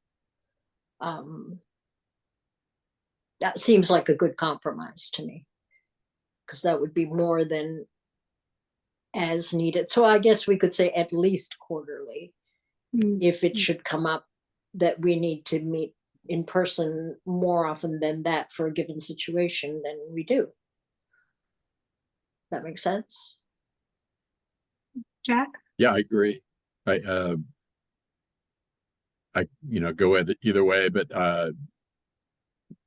yeah, I think we should be meeting occasionally, you know, in person. I don't know if it's confusing to, you know, the announcements or whatever, but probably not. And Kiko and Mahen, you both have to join, so it matters what your preferences are for these two. Yeah, I mean, I like the in-person meetings. You know, I think more than once a year in person would be great. So, and Governor Healy did just authorize the ongoing, you know, permissibility of virtual meetings for these kinds of open meetings, because that expired at the end of March. I was just going to because of ask about COVID that. thing. Yeah, it was an artifact of COVID, but it's been successful. I think it really has helped with engagement, so it's going to still be allowed. But I think the value of being able to alternate is good. So it's quarterly. Quarterly sounds good to me. I mean, I guess then my question would be, is it something that you schedule ahead of time, or do we sort of just agree, oh, then it's been in 2 months since we've met in person, let's meet in person next time, or certain things like public hearings, to your point, Premila, we would maybe prefer to do in person and we adjust that way. Or so set schedule, or kind of adjusting as people feel the need. I prefer a set schedule because I will make different you know, I have childcare arrangements, but also just, you know, I will make sure I don't have meetings up until 4:30 if I have to actually physically go somewhere. So I would prefer a little bit more like, you know, that we plan it out. Maybe not now because I actually have to go at the hour, but that, you know, we set up the schedule in advance of which ones will be in person. And then obviously if changes are needed, then changes are needed, but. That sounds good. And Gaia doesn't get a say on this one anymore. Okay. Thanks for raising that, Kiko. I think that's really useful. Yep. I think it's a good plan. Risha, I know you have to go, but Kiko, how'd the Cup of Joe go? Oh, it was great. It was Yeah. great. Risha was there for a little while, which was nice. And I met a lot of great people, got some good questions. Felt like it was really good PR for public health. Yeah, thank you. I really Yeah. wanted to go, but sorry, I missed it, but No worries. Yeah, moral it was, support. thank you. I felt the support. So, and we had a good turnout and people were really engaged and asked good questions. So I was really pleased. Nice. Yeah, thank you. Yeah, so sorry I have to run. It's my mom's birthday and I missed dinner and I want to get there for cake. So, Oh, all right. Well, happy birthday to your mom. Thank you, Risha. all right. So I will motion to adjourn the meeting at 7:01. All those in favor? I don't think we're going to do a. All right. Bye, everyone. Thank you, everybody. Bye. Bye, Good luck, Bye, Daya. everyone. Bye, Daya. Thank Good luck, you. Daya. Best of Yeah. luck. Thank you.